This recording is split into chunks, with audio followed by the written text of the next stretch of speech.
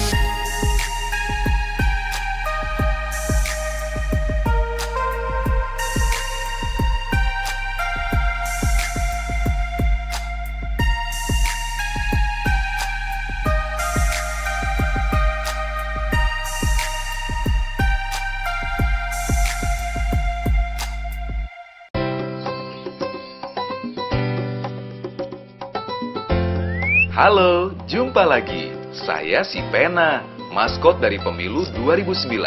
Jangan lupa ya, tanggal 8 Juli 2009, kita akan melaksanakan pemilu presiden. Pemilu lagi? Memangnya apa sih bedanya antara pemilu legislatif dengan pemilu presiden? Beda dong. Pemilu legislatif bertujuan untuk memilih wakil rakyat yang akan duduk di DPR, DPRD, dan DPD yang beranggotakan 560 orang dan mempunyai fungsi membuat undang-undang. Sedangkan pemilu presiden bertujuan untuk memilih seorang kepala pemerintahan dan berfungsi untuk melaksanakan aturan perundangan yang ditentukan oleh DPR. Oh begitu. Lalu, apakah sistem yang dipakai dalam pemilu legislatif berbeda dengan pemilu presiden? Ya, di pemilu legislatif, sistem yang digunakan adalah sistem proporsional dengan daftar terbuka. Tujuannya agar sebanyak mungkin semua suara yang diberikan oleh pemilih akan terwakili di lembaga legislatif dan menjamin agar suara kelompok minoritas terwakili juga. Untuk itu, sistem ini mengadopsi sistem pengajuan caleg yang majemuk dalam satu dapil. Berdasarkan Undang-Undang Nomor 10 Tahun 2008, partai politik diberi hak untuk mencalonkan 6 sampai dengan 10 caleg per dapil untuk kursi DPR. Sedangkan pada pemilu presiden menggunakan sistem mayoritas 2 putaran.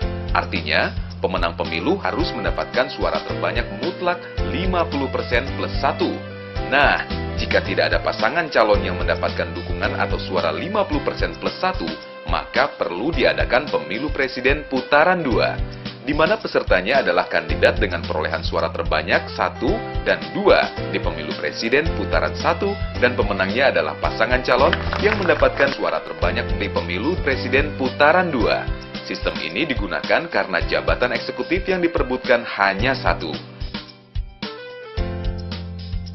Kelemahan sistem ini adalah adanya suara yang tidak terwakili. Bagaimana dengan Jumlah Dapil? Apakah sama dengan Jumlah Dapil pada pemilu legislatif? Pada pemilu 2009, daerah pemilihan pada pemilu legislatif dibagi menjadi 77 dapil untuk tingkat DPR. Sedangkan untuk pemilu presiden hanya terdapat satu daerah pemilihan, yaitu Negara Kesatuan Republik Indonesia. Wah, ketat sekali ya sistem Pilpres 2009. Lalu, bagaimana syarat menjadi calon presiden dan wakil presiden?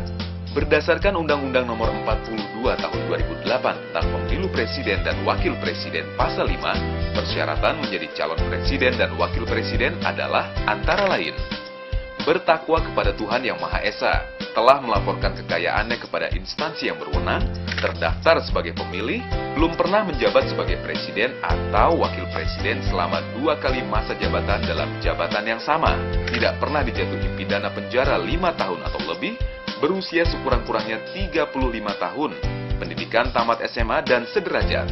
Oh gitu ye. Wah, Aye udah bisa milih kagak ye di Pilpres 2009 nih? Untuk bisa memilih, kamu harus warga negara Indonesia yang pada hari pemungutan suara genap berusia 17 tahun atau lebih, sudah menikah atau pernah menikah. Selain itu, kamu harus terdaftar dalam daftar pemilih tetap. Gampang ya. Terus bagaimana cara memilih di pemilu presiden 2009 ini? Cukup tandai atau contreng pilihanmu 1 kali pada nomor urut, atau foto, atau salah satu nama pasangan calon. Tidak boleh membubuhkan tulisan atau catatan lain pada surat suara. Jelas kan? Pada pemilu presiden ini, terdapat 3 pasangan calon presiden dan wakil presiden yang memiliki visi dan misi serta program kerja yang berbeda-beda yang mereka paparkan saat kampanye. Cermati ya, karena pemilih cerdas memilih pemimpin berkualitas. Wow.